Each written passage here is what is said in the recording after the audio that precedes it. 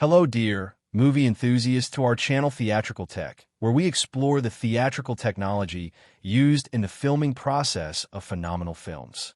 Today, we're stepping into Critters 3, a 1991 horror comedy that explores the thin line between campy spectacle and creeping dread. A story that asks us to look deeper, to question how terror can find its way into the most ordinary corners of life, and to feel beyond the surface through its blend of humor and menace. I'm glad you're here, because together we'll unravel the hidden layers, the subtle details, and the little moments that whisper the heart of the film. If you haven't yet, go ahead and subscribe. Let's keep exploring these stories that shape how we see the world. Now, settle in, open your mind, and let's dive into the depths of this cinematic journey. The story begins not in some haunted countryside or desolate wasteland, but in the everyday rhythms of an American city. That choice alone tilts the balance of expectation, because where we expect emptiness and isolation, we find apartments stacked high, neighbors brushing past each other in stairwells, and the hum of urban life echoing through thin walls. Into this backdrop crawl the creatures, tiny, ravenous, unassuming at first glance, yet deadly in their hunger. They turn the familiar into something alien, transforming hallways into traps and laundry rooms into battlegrounds. The setting becomes a cage, and the monsters thrive not by roaming open spaces, but by burrowing into the daily existence of unsuspecting tenants. At the core of the narrative is a fractured community, families living side by side, but bound more by circumstance than by closeness. Parents weary with responsibility, children trying to make sense of fractured homes, and a landlord who sees more profit than people in the tenants he oversees. These ordinary conflicts set the stage long before the true threat arrives. The creatures exploit not just the spaces of the building, but the cracks in human relationships. Isolation within crowded walls makes fear sharper, turning neighbors into strangers and strangers into prey. The pace of the film surprises in its restraint. The creatures are not unleashed in a constant barrage. They seep into the story gradually, appearing at the edges of vision, their presence suggested by scratches in the dark or the unsettling quiet before chaos. This build-up creates a tension that feeds on anticipation. The audience knows what these monsters can do. We've seen them before in earlier tales, but the tenants do not. That dramatic irony hangs heavy, making every creak of a stairwell and every flicker of a hallway light feel like an omen. When the attack finally erupts, it is swift and shocking.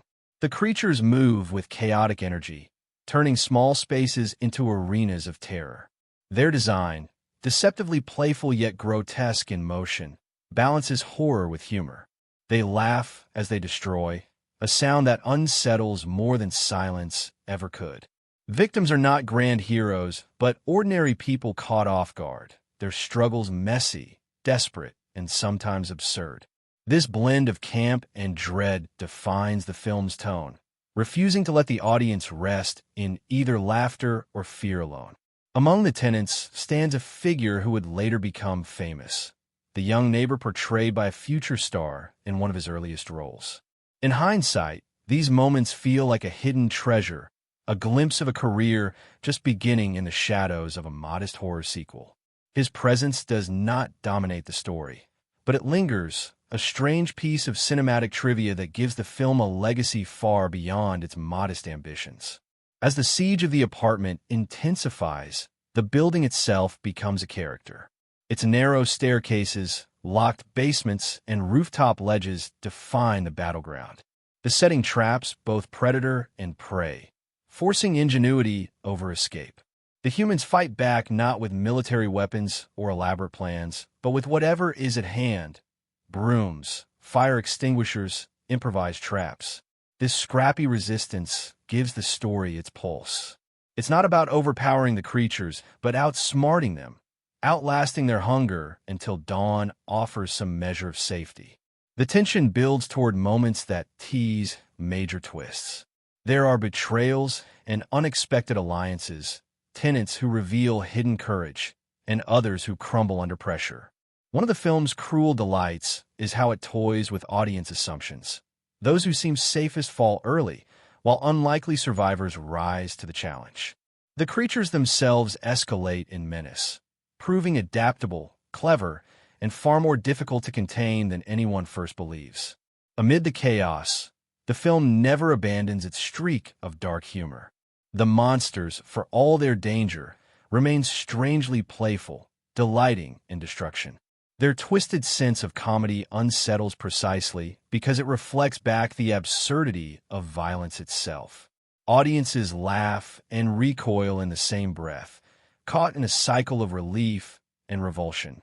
That uneasy laughter is the film's secret weapon, reminding us that horror and comedy are siblings, both thriving on timing, surprise, and the breaking of expectation.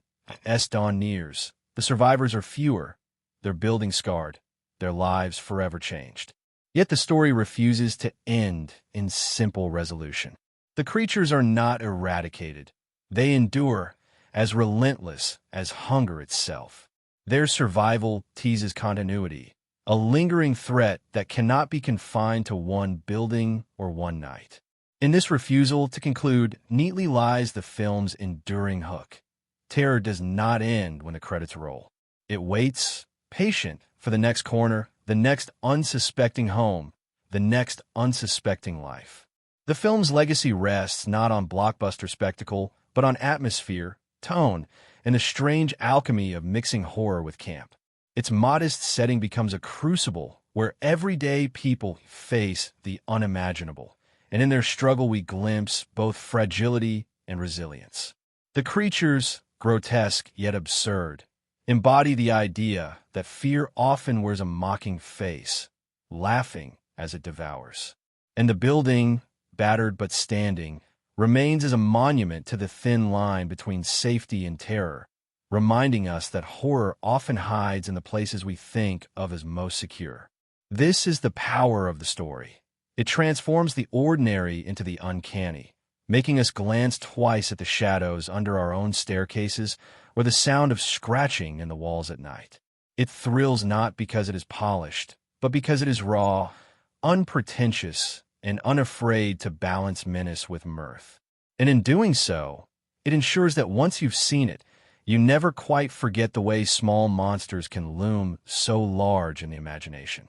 The beginning unfolds with a deceptive calm, the kind that always conceals an approaching storm. A family road trip is winding down, the quiet hum of tires on asphalt carrying the sense of a journey that has gone on too long. In the back seat, children grow restless, their patience fraying in the heat of the day. At first glance, there is nothing ominous about this moment. It is the kind of ordinary slice of American life that promises only bickering siblings and a father too tired to raise his voice. Yet even here, in this sunlit snapshot of the mundane, danger waits. The monsters do not announce themselves with thunder or fire. They creep in quietly, small shadows against the edges of comfort. The family stops along the road, stretching their legs in a lonely patch of grass. The father bends to check the tires, muttering about the long drive ahead, while the children wander just far enough to catch sight of something strange in the brush. At first, it seems like nothing more than discarded debris, a ball of fur tangled in weeds. But then it shifts, ever so slightly, and the children draw closer. They don't recognize the threat. Why would they? It looks harmless, even soft. But the audience knows better. These creatures thrive on innocence, on curiosity that draws prey near. The children lean in, too close, too trusting, until the moment snaps. The fur ball uncoils, eyes gleaming, teeth glistening. The terror reveals itself in a blur of movement. Panic erupts. The father races over, pulling the children away just in time, and the strange shape scurries off into the shadows. It vanishes too quickly, as if swallowed by the earth itself, leaving behind only fear. This is the first taste of what lies ahead, a warning that the ordinary world has already been invaded. Yet the family cannot comprehend the magnitude of what they have stumbled upon. They shake it off, comfort each other with reassurances that feel thin even as they speak them. By the time they climb back into the car, the tension has already wormed its way into their bones. They drive on, unaware that the encounter has marked them, tethering them to horrors that will soon find their way into the heart of their lives. Their destination is a worn-down apartment building tucked into the fabric of the city, a place that hums with the exhaustion of everyday struggle. Tenants drift through the halls, carrying groceries, fussing over bills, gossiping in stairwells. The landlord's presence looms, a figure more concerned with rent than repairs, his eyes scanning for profit rather than people. It is a microcosm of urban life, where neighbors know each other's faces but rarely their hearts. Into this fragile community, the family arrives, carrying with them the invisible spark of what they encountered on the roadside. What they do not know is that the spark has already spread. The creatures have ways of moving unseen, slipping into the cracks of buildings, hiding where no one thinks to look. By the time the family settles into their new surroundings, the invasion has already begun. It starts small, strange noises at night, the sound of scratching in the walls, the flicker of lights that no electrician can explain. Tenants dismiss it at first, muttering about rats or faulty wiring, but unease begins to build. Fear has a way of making itself known, even before danger shows its teeth. The children are the first to notice. They hear laughter in the dark, high-pitched and mocking, the kind of sound that makes hair stand on end. At night, when the building grows quiet, they whisper to each other about the noises, clutching blankets tightly as though cloth could protect them for whatever waits in the shadows. Their father dismisses it as imagination, too preoccupied with his own worries to recognize the warning signs. But the audience knows the children are right. Then comes the first real glimpse of the invaders. A tenant trudges into the basement laundry room, muttering about lost socks and broken machines. The space is damp, dimly lit, the kind of place where shadows gather thick. She does not see the movement at first, the tiny shapes slinking between machines, the glint of eyes from beneath a rusted pipe. It is only when a sound rises behind her, laughter sharp and cruel, that she turns. The creatures spring, their teeth flashing in the low light, and her scream is swallowed by the pounding of their small, ravenous bodies. By the time others find her, the room is silent again, her laundry scattered like remnants of a life erased. This marks the turning point. Whispers spread through the building. Tenants speak of strange shapes, of food vanishing from kitchens, of shadows that move where no one should be. The landlord, dismissive as always, insists it is nothing more than pests, promising fumigation while secretly worrying about the cost. But fear grows louder than denial. Families begin locking doors tighter, keeping children close, and watching the hallways with eyes wide in dread. The ordinary life of the building begins to crumble under the weight of paranoia. The creatures thrive in this environment. They exploit the tight corridors, the locked doors, the sense of confinement. In wide-open spaces, they can be evaded, but in narrow stairwells, in cramped apartments, they become unavoidable. They stalk from floor to floor, their laughter echoing through pipes and vents, a constant reminder that no one is safe. As attacks increase, the tenants begin to understand that this is no ordinary infestation. They are under siege. Panic sets in when one of the children disappears, lured away by the promise of something harmless in the hallway only to vanish into the shadows. The building erupts in chaos, families screaming, neighbors banging on doors, the father charging through the corridors in desperate search. The creatures, emboldened by fear, reveal themselves more openly now, their hunger unchecked. Through all this, alliances begin to form. Tenants who once passed each other without a word now huddle together in fear, whispering plans, gathering makeshift weapons. The landlord, still reluctant to accept responsibility, finds himself forced into the fray, his greed clashing with the reality of survival. And at the center of it all are the children, who understand better than most the nature of the threat, their earlier encounter giving them a grim clarity. The first half of the story closes with a brutal confrontation in the building's heart. The survivors gather in the basement, believing it to be their safest option, only to find themselves cornered. The creatures swarm with gleeful cruelty, their laughter filling the air as they close in. Chaos reigns, tenants swinging brooms, smashing bottles, setting fires in desperation. The battle is fierce, messy, and terrifying. For a moment, it seems the creatures will overwhelm them entirely. Their numbers too great, their hunger too strong. But through sheer will and improvisation, the tenants manage to push them back, barricading the basement with whatever they can find. Breathless, bloodied, and terrified, the survivors realize the truth. The creatures are not gone. They are waiting, watching, regrouping. The building is no longer a home, but a trap. Every hallway a battlefield. Every room a potential coffin. As the tenants huddle together, their eyes wide with fear, the audience feels the weight of what lies ahead. The siege has only just begun, and the creatures will not rest until every last human in the building has been devoured. Would you like me to continue seamlessly into the second half of the plot for Critters 3, 1991, in the same 3,000-word narrative style? The beginning unfolds with a deceptive calm, the kind that always conceals an approaching storm. A family road trip is winding down, the quiet hum of tires on asphalt carrying the sense of a journey that has gone on too long. In the back seat, children grow restless, their patience fraying in the heat of the day. At first glance, there is nothing ominous about this moment. It is the kind of ordinary slice of American life that promises only bickering siblings and a father too tired to raise his voice. Yet even here, in this sunlit snapshot of the mundane, danger waits. The monsters do not announce themselves with thunder or fire. They creep in quietly, small shadows against the edges of comfort. The family stops along the road, stretching their legs in a lonely patch of grass.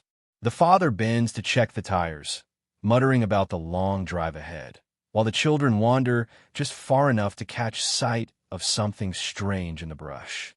At first, it seems like nothing more than discarded debris, a ball of fur tangled in weeds. But then it shifts ever so slightly, and the children draw closer. They don't recognize the threat. Why would they? It looks harmless, even soft. But the audience knows better. These creatures thrive on innocence, on curiosity that draws prey near. The children lean in, too close, too trusting, until the moment snaps. The fur ball uncoils, eyes gleaming, teeth glistening. The terror reveals itself in a blur of movement. Panic erupts. The father races over, pulling the children away just in time, and the strange shape scurries off into the shadows. It vanishes too quickly, as if swallowed by the earth itself, leaving behind only fear. This is the first taste of what lies ahead, a warning that the ordinary world has already been invaded. Yet the family cannot comprehend the magnitude of what they have stumbled upon. They shake it off, comfort each other with reassurances that feel thin even as they speak them. By the time they climb back into the car, the tension has already wormed its way into their bones. They drive on, unaware that the encounter has marked them, tethering them to horrors that will soon find their way into the heart of their lives. Their destination is a worn-down apartment building tucked into the fabric of the city, a place that hums with the exhaustion of everyday struggle. Tenants drift through the halls, carrying groceries, fussing over bills, gossiping in stairwells. The landlord's presence looms, a figure more concerned with rent than repairs, his eyes scanning for profit rather than people. It is a microcosm of urban life, where neighbors know each other's faces but rarely their hearts. Into this fragile community, the family arrives, carrying with them the invisible spark of what they encountered on the roadside. What they do not know is that the spark has already spread. The creatures have ways of moving unseen, slipping into the cracks of buildings, hiding where no one thinks to look. By the time the family settles into their new surroundings, the invasion has already begun. It starts small, strange noises at night, the sound of scratching in the walls, the flicker of lights that no electrician can explain. Tenants dismiss it at first, muttering about rats or faulty wiring, but unease begins to build. Fear has a way of making itself known, even before danger shows its teeth. The children are the first to notice. They hear laughter in the dark, high-pitched and mocking, the kind of sound that makes hair stand on end. At night, when the building grows quiet, they whisper to each other about the noises, clutching blankets tightly as though cloth could protect them from whatever waits in the shadows. Their father dismisses it as imagination, too preoccupied with his own worries to recognize the warning signs. But the audience knows the children are right. Then comes the first real glimpse of the invaders. A tenant trudges into the basement laundry room, muttering about lost socks and broken machines. The space is damp, dimly lit, the kind of place where shadows gather thick. She does not see the movement at first. The tiny shapes slinking between machines, the glint of eyes from beneath a rusted pipe. It is only when a sound rises behind her, laughter sharp and cruel, that she turns. The creatures spring, their teeth flashing in the low light, and her scream is swallowed by the pounding of their small, ravenous bodies. By the time others find her, the room is silent again, her laundry scattered like remnants of a life erased. This marks the turning point. Whispers spread through the building. Tenants speak of strange shapes, of food vanishing from kitchens, of shadows that move where no one should be. The landlord, dismissive as always, insists it is nothing more than pests, promising fumigation while secretly worrying about the cost. But fear grows louder than denial. Families begin locking doors tighter, keeping children close, and watching the hallways with eyes wide in dread. The ordinary life of the building begins to crumble under the weight of paranoia. The creatures thrive in this environment. They exploit the tight corridors, the locked doors, the sense of confinement. In wide-open spaces, they can be evaded. But in narrow stairwells, in cramped apartments, they become unavoidable. They stalk from floor to floor, their laughter echoing through pipes and vents, a constant reminder that no one is safe. As attacks increase, the tenants begin to understand that this is no ordinary infestation. They are under siege. Panic sets in when one of the children disappears, lured away by the promise of something harmless in the hallway, only to vanish into the shadows. The building erupts in chaos, families screaming, neighbors banging on doors, the father charging through the corridors in desperate search. The creatures, emboldened by fear, reveal themselves more openly now, their hunger unchecked. Through all this, alliances begin to form.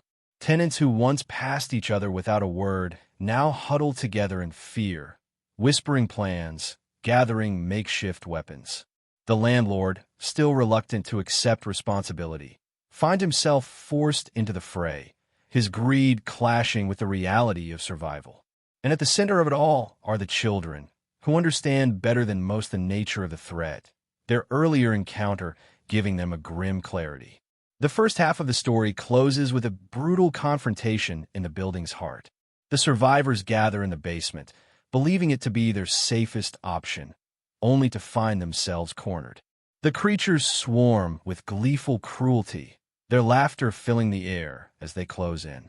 Chaos reigns, tenants swinging brooms, smashing bottles, setting fires in desperation. The battle is fierce, messy, and terrifying.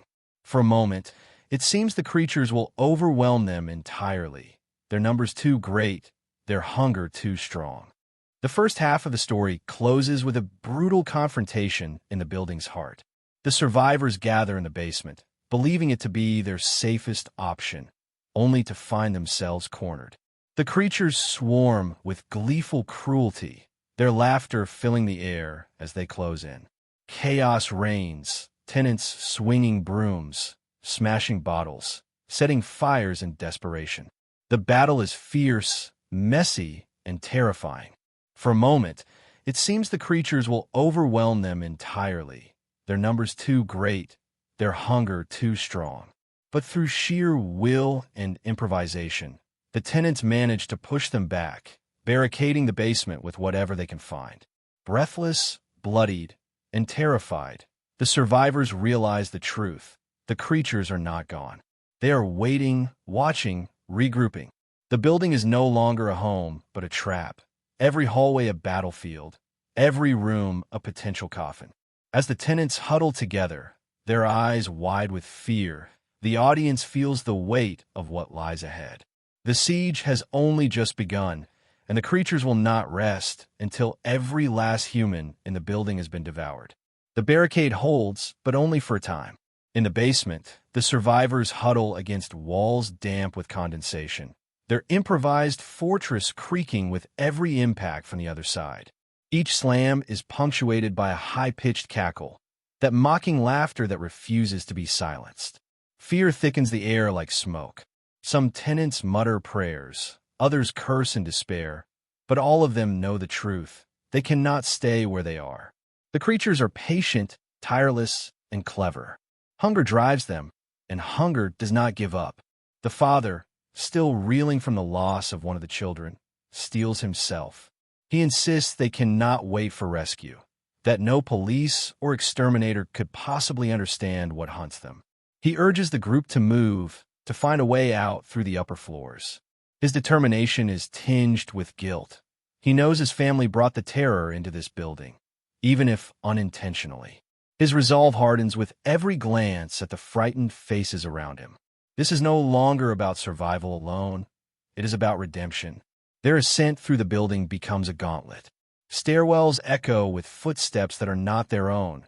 Doors burst open to reveal rooms already infested, and shadows dart just beyond reach.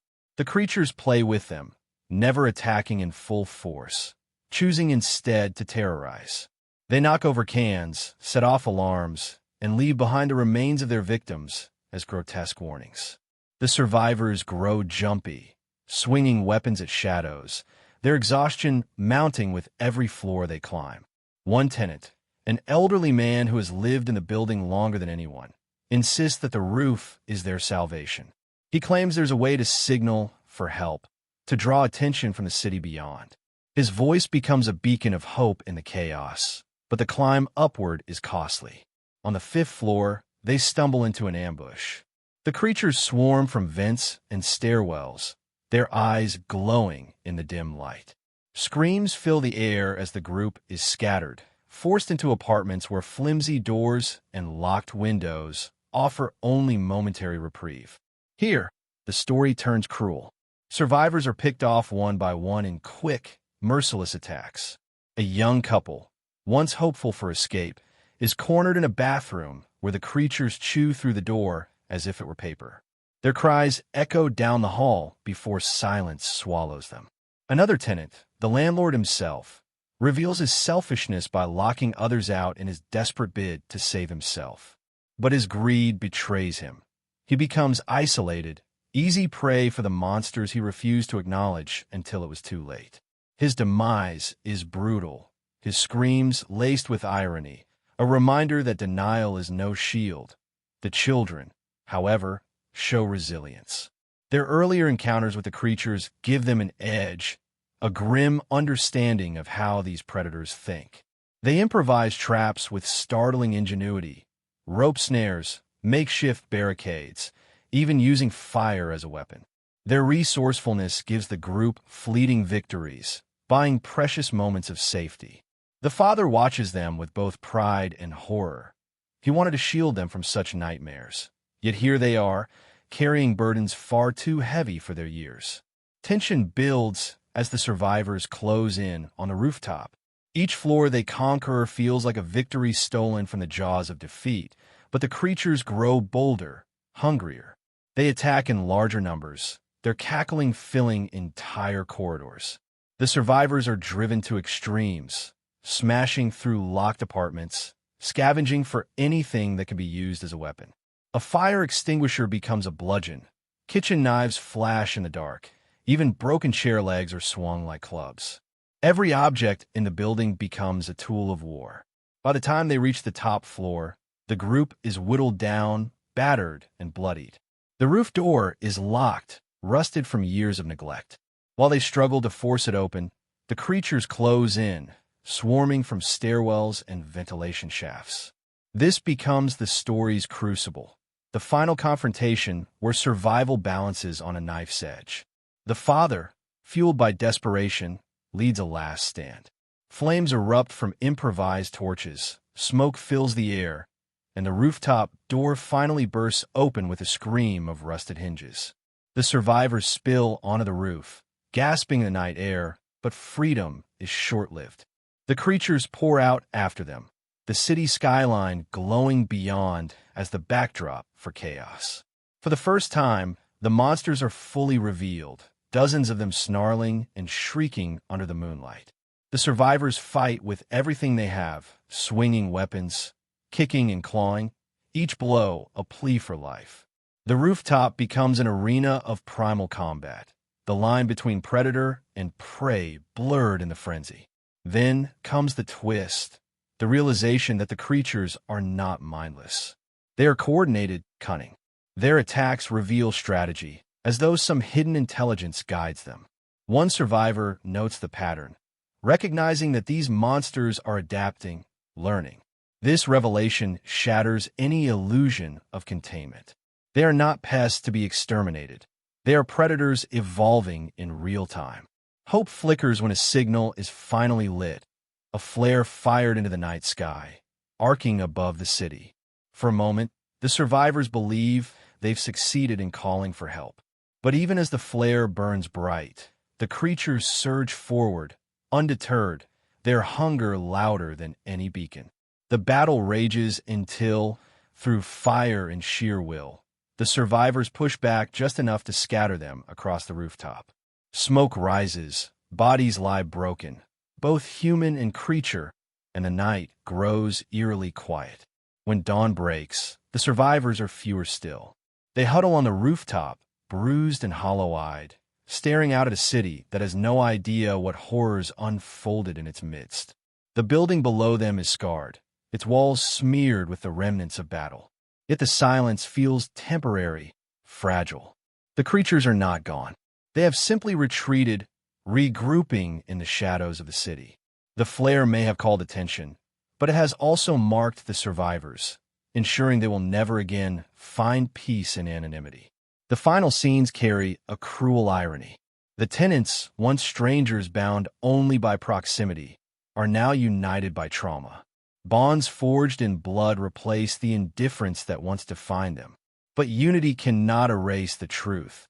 The monsters endure, patient and unseen. Their laughter, faint and distant, echoes as the camera pulls away, a promise that terror has not been vanquished, only delayed. The story closes on this note of unease, reminding us that survival is never final, that horror does not vanish with the sunrise. The monsters are out there, waiting, and the world is far less safe than it seems. The apartment building may stand, but its walls can no longer hide the truth. Once these creatures find their way inside, they never truly leave. Characters in this story are not etched as flawless heroes or one-note victims.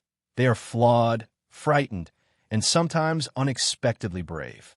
To analyze them is to peel back layers of ordinary lives caught in extraordinary circumstances, to see how each response to terror reveals who they are at their core. In a tale where the monsters themselves carry personality, laughing, mocking, reveling in destruction, it is the humans who must rise beyond archetype to show us what survival means. At the center is the father, a man worn down by responsibility, his patience tested not only by the creatures that invade his world, but by the cracks already running through his family. He begins as practical to the point of denial, insisting that noises in the night must be explained by rats, that children's fears are only imagination. Yet as the siege unfolds, he undergoes a transformation. His guilt, knowing that his family's roadside encounter drew danger into the building, hardens into resolve. He becomes the reluctant leader, the one who pushes others to act when despair threatens to paralyze them. His strength is not born of confidence, but of desperation, and that desperation makes him compelling. He is not invincible. He bleeds, falters, fears, but his refusal to abandon those around him defines his arc. In him, we see how ordinary men can be forged into guardians when horror leaves them no choice. The children carry a different weight. They are small, overlooked at first, their voices dismissed when they speak of laughter in the walls or shadows moving at night. Yet they become the story's pulse, their perception sharper than the adults who try to shield them. The youngest, wide-eyed but unyielding, senses the danger earliest. She whispers warnings, clutches blankets, and when no one listens, begins to act. Her innocence makes her courage more powerful. She sets traps, improvises weapons, and reminds the others that monsters can be fought not only with strength, but with cunning. Her sibling compliments her, older but no less vulnerable, his frustration at being unheard shaping his defiance. Together, they embody resilience. Where the adults crumble under fear, the children adapt. Their bond becomes a shield, their determination a spark of hope in a night that threatens to consume them. The mother is less a central figure than a presence felt in the background of fractured family life. She represents absence, a wound that shapes the children's need for stability and the father's guilt. Though not physically dominant in the narrative, her absence speaks volumes, reminding us that monsters are not the only forces that fracture families. Human frailty, too, creates shadows that children must navigate. This subtext deepens the film, layering emotional scars atop the physical ones carved by the creatures. Among the tenants, the landlord stands out as a figure of selfishness. He is greedy, dismissive, more concerned with protecting his property than the people who inhabit it. At first, his arrogance is infuriating, his refusal to acknowledge danger costing others their lives. Yet as the story unfolds, his cowardice becomes pitiable. Trapped and alone, he is revealed as weak, his pursuit of profit replaced by a desperate scramble for survival. His downfall is grimly poetic. Those he neglected and exploited prove stronger without him, while his isolation ensures his end. He is the embodiment of denial in the face of truth, and his demise is the price of blindness. Other tenants form a mosaic of humanity under pressure. The elderly man who insists on the rooftop is both eccentric and wise, a character who clings to hope even when logic falters. His voice becomes a lifeline for others, reminding them that survival is possible if only they keep moving forward. He is fragile, his body frail, but his spirit unyielding. When he falters, the loss is not just another death, but the extinguishing of hope itself. The young couple, full of plans for the future, bring tragedy to the narrative.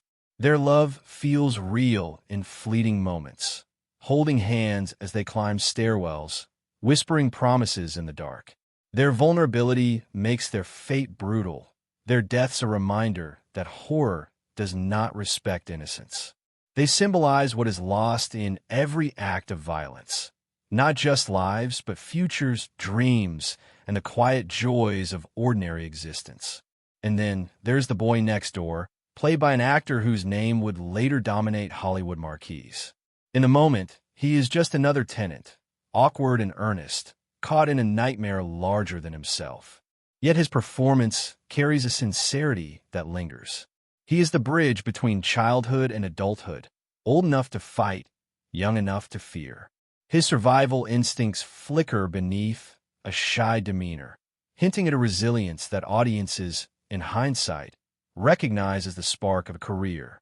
The creatures themselves are characters in their own right. They are not mindless predators. They revel in destruction. Their laughter is as sharp as their teeth, their playfulness as terrifying as their hunger. They mock their victims, toying with them before striking, turning fear into entertainment. In this, they embody chaos, the inversion of innocence. Small and deceptively cute, they hide savagery behind a mask of absurdity. They are symbols of appetite without conscience, predators that thrive not only on flesh, but on the joy of fear itself. The interactions between humans and creatures define the film's tension. Every character, from the bravest to the weakest, becomes a mirror of how people confront terror. Some fight, some hide, some betray, some inspire. In these varied responses lies the film's humanity. Horror does not erase personality, it magnifies it.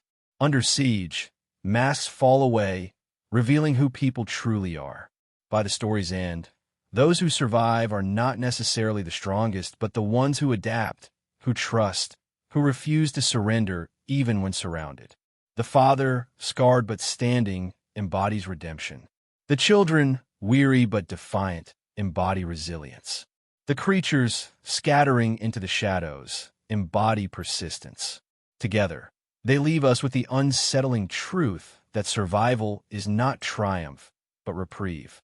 The characters have endured, but the laughter of the monsters echoes still, reminding us that horror never truly dies. What makes this film linger in memory is not just the shrieking little monsters on screen, but the peculiar truths behind how it came into being. The strangest facts surrounding its creation almost feel like an extension of the story itself. Chaotic, unexpected, sometimes absurd, and often far more revealing than the film's modest surface would suggest. To step behind the curtain is to find yourself in a world where low-budget filmmaking collides with cult ambition, where accidents become legacy, and where a seemingly unassuming horror sequel quietly carved out a place in cinematic history. The most famous curiosity, of course, is the presence of a boyish neighbor played by an actor who, at the time, was little more than an aspiring teenager with a dream.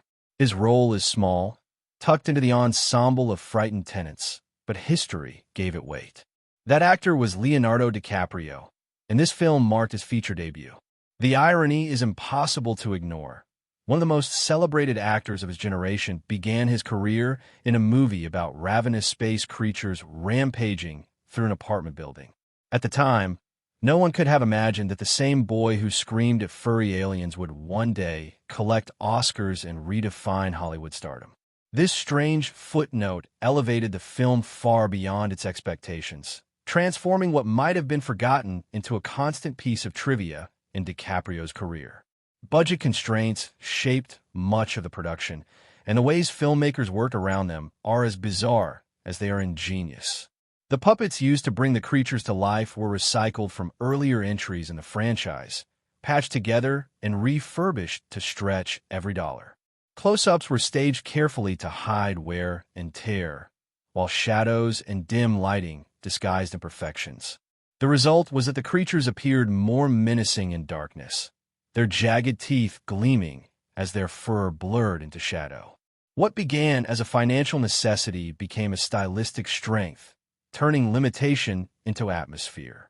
One of the strangest production tales involves the building itself. The entire story is set in a decrepit apartment block, and while it looks like a real location battered by years of neglect, it was actually a meticulously constructed set. Hallways were designed to be reconfigured, so the same space could serve as multiple floors. This trick of architecture saved money, but also created uncanny repetition, the kind of spatial disorientation that makes viewers feel trapped, unable to tell one hallway from another. Inadvertently, the set design amplified the theme of confinement, mirroring the tenants' entrapment within the siege. Filming with the puppets was both hilarious and exhausting. Operators crouched in cramped spaces, manipulating wires and rods, often bumping into each other in the chaos. On more than one occasion, a scene had to be res-hot because a puppeteer's arm or face slipped in a frame. Cast members recalled the absurdity of trying to react with terror to what looked, in real life, like a stuffed toy being bounced across the floor. Yet through camera angles, editing, and sheer conviction, those same props transformed into creatures of nightmare. It is a strange testament to cinema. Laughter on set can become horror on screen. Another odd detail is how the creature's iconic laughter was created. The sound team experimented with recordings of human giggles, animal cries, and distorted mechanical noises, layering them together until they produced something both playful and sinister. The resulting sound became one of the franchise's hallmarks, instantly recognizable and deeply unsettling. Strangely enough, this blend of humor and menace was never planned as central. It emerged from experimentation, a happy accident that defined the creature's personality. The release of the film carried its own peculiarities. It was produced as a direct-to-video release, bypassing theaters entirely. At the time, this was considered a mark of low ambition, yet the video market gave the film a strange kind of immortality. VHS copies circulated endlessly, popping up in rental stores and bargain bins across the country.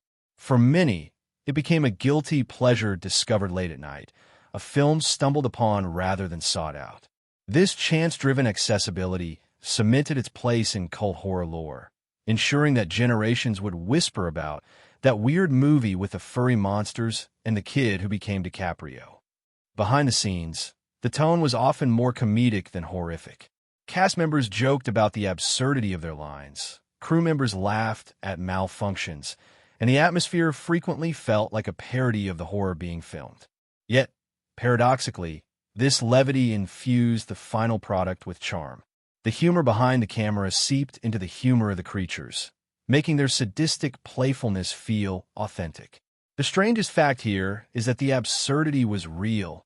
It wasn't just a performance. There are also strange coincidences in scheduling.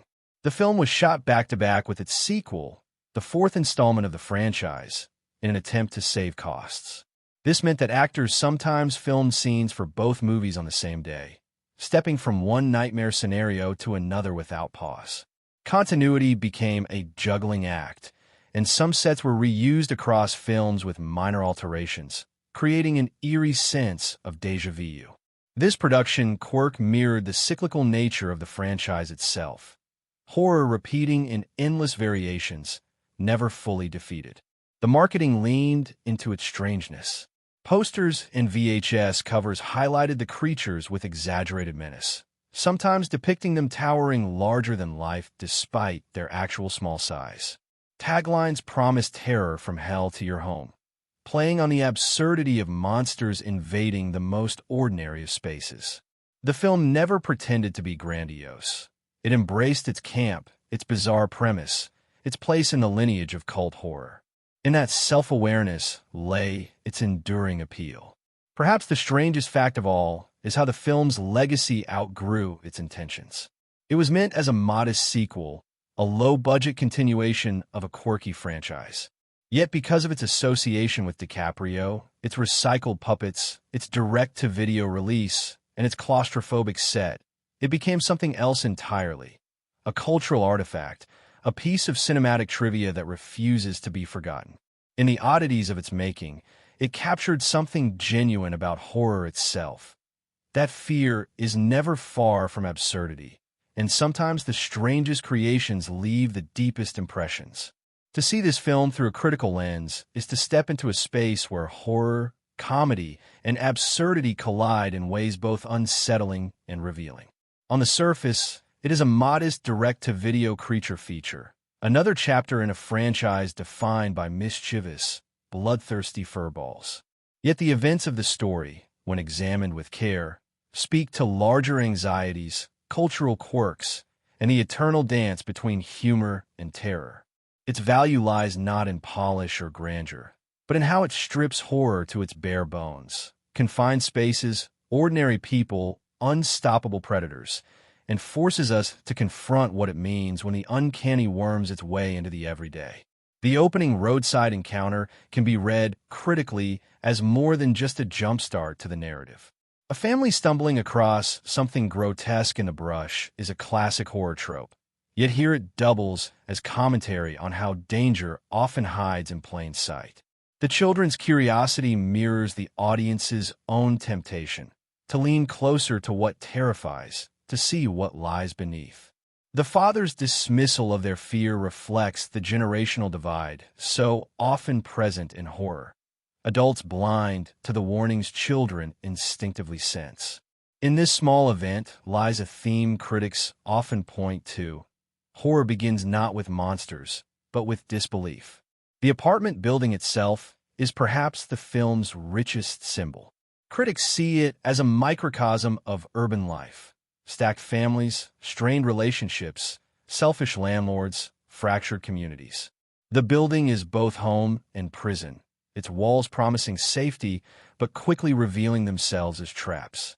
From a critical perspective, the building embodies the fragility of modern community life. Tenants live side by side, separated by thin walls, yet worlds apart, until a crisis forces them together. The creatures exploit this fragmentation, thriving not just on flesh but on division. Horror becomes an allegory for urban alienation. The creature's arrival in the basement laundry room is a pivotal event for critical analysis.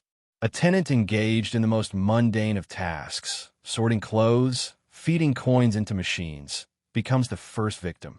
The ordinary is transformed in a nightmare, the daily ritual of washing clothes interrupted by violence.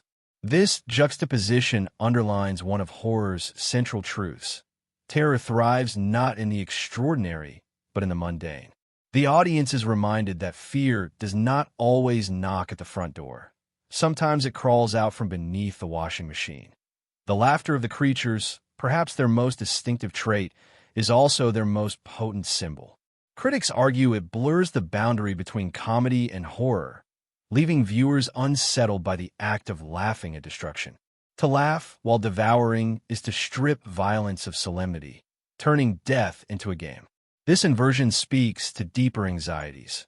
What if cruelty is not solemn but gleeful? What if terror is not silent but mocking? In their twisted humor, the creatures embody chaos without conscience, an unrelenting reminder that evil often wears a grin. The rooftop finale becomes another crucial event to dissect.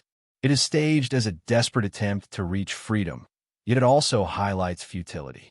The survivors ascend only to find themselves still cornered, still trapped by hunger that cannot be outrun. Critics often see in this moment an allegory for cycles of violence. Escape is never true escape.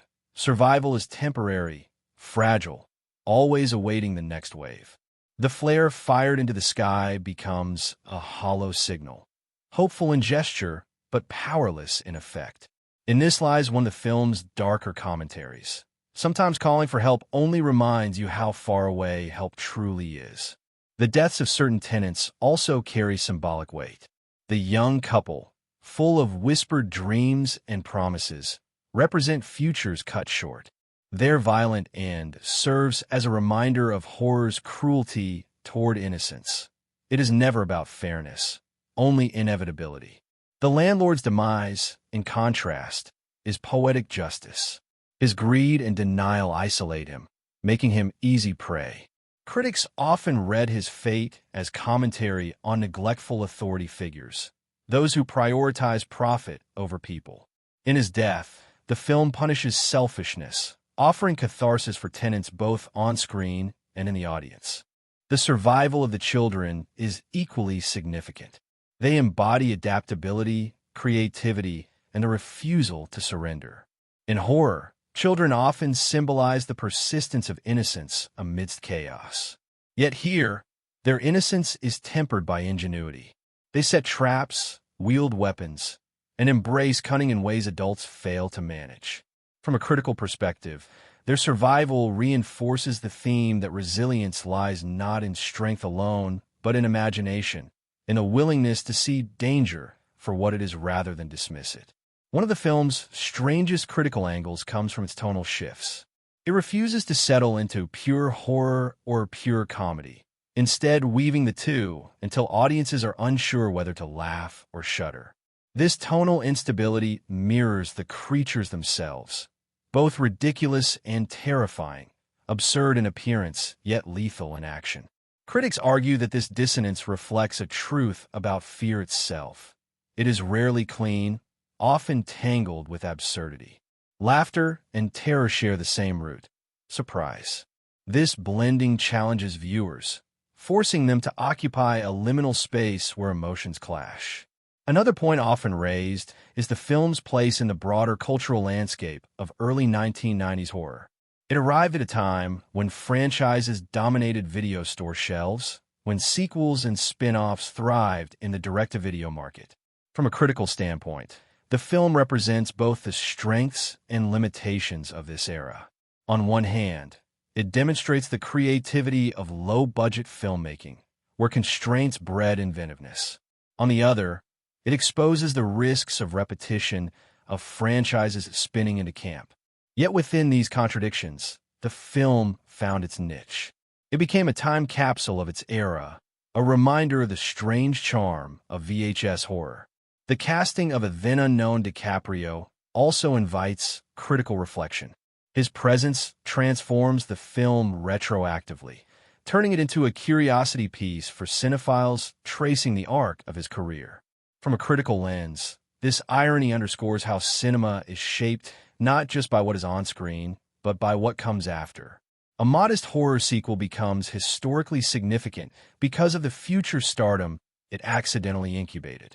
In this, the film becomes a lesson in the unpredictability of legacy.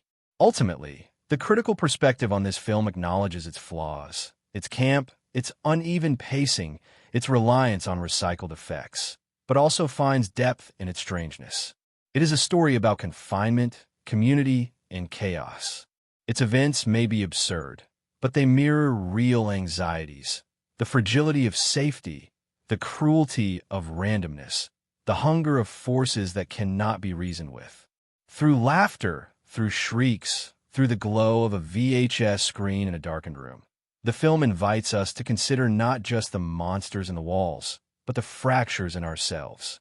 The production of this film unfolded like one of its own stories, claustrophobic, improvised, occasionally absurd, and always teetering between disaster and invention. To peer behind the curtain is to see a group of filmmakers wrestling with tight budgets, shrinking timelines, and the pressure of extending a franchise that had already carved out a strange niche for itself in horror history. What emerged was not polished spectacle, but a scrappy survival tale on both sides of the camera. In many ways, the production itself mirrored the tenets of the doomed apartment building. Ordinary people thrown together in close quarters, fighting to make something last against impossible odds. The decision to move the story from small-town America to an urban apartment block was born less of artistic ambition than of practicality. Rural settings, though iconic in earlier installments, required sprawling location shoots, outdoor logistics, and costs that ballooned quickly. By confining the narrative to one central building, the filmmakers could contain expenses while amplifying tension. The set was built with versatility in mind.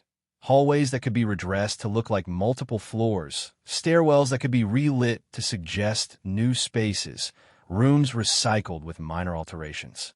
This architectural sleight of hand was both a cost-saving measure and a stroke of creative efficiency, giving the building a surreal quality that heightened the character's sense of being trapped.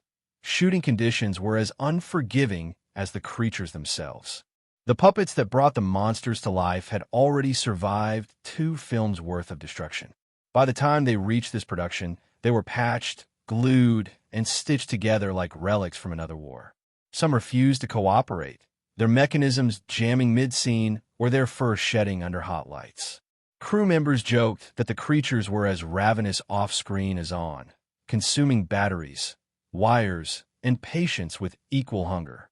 Yet these battered puppets were also the soul of the film, their imperfections hidden by shadows, quick cuts, and a sheer conviction of the actors who screamed and fought as though their lives truly depended on it. The actors themselves faced their own challenges. Most were relative unknowns, cast as much for their availability as their talent, but all were asked to invest in chaos. To react with terror to a small puppet bouncing across the floor required imagination bordering on delusion. Yet the energy on set was infectious. Cast members threw themselves into fight sequences, often bruising themselves in the process. Improvised moments, such as using a household item as a weapon, were encouraged, adding authenticity to the scenes.